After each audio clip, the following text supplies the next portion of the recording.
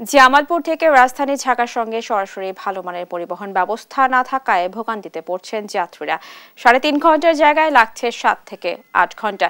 এতে সময় যেমন বেশি লাগছে, তেমনি লক্কর ঝক্কর বাসে যাতায়াতে দুর্ভোগও পোহাতে হচ্ছে যাত্রীদের। সহকর্মী মেহেদী হাসানের তথ্যচিত্রে টুম্পা আফরোজের রিপোর্ট।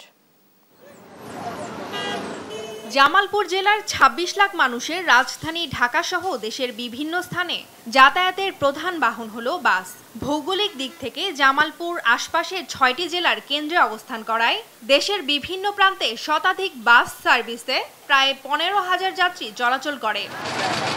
জেলার রাস্তাঘাটে ৫৫ লাখ কোটি টাকার অবকাঠামোগত উন্নয়ন হলেও নিম্নমানের বাস সার্ভিসে বিপাকে পড়েছেন যাত্রীরা।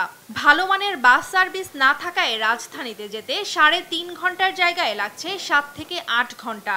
আর ট্রেনের টিকিট কালোবাজারিদের হাতে থাকায় ৩ থেকে ৪ গুণ অতিরিক্ত ভাড়া দিয়ে চলাচল করতে হচ্ছে।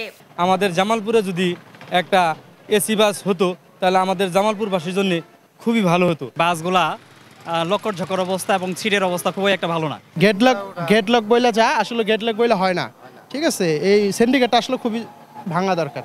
ওরকম গাড়ি দিলে আমরাই চালামো, আমরা ড্রাইভার, আমরা গাড়ি চালামো, ভালো গাড়ি চলুক, আমাদের এটা প্রত্যাশা।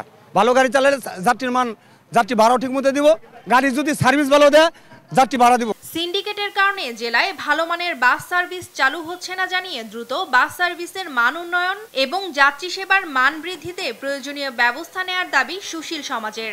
যাত্রী সাধারণের কথা ভেবে এবং সহজ এবং স্বাচ্ছন্দ্যে ঢাকা সহ বাংলাদেশের বিভিন্ন জেলায় যাতায়াতের জন্য লাক্সারি বাস ব্যবস্থা করা হোক, তাহলে ট্রেনের যে কালোবাজারি, টিকিট কালোবাজারি, ট্রেনের উপর যে চাপ এটা কমবে। যাত্রী সেবার মান বৃদ্ধির পাশাপাশি ভালো বাস সার্ভিস এবং রাজধানীর সাথে এসি বাস চালুর দাবি জামালপুরবাসীর।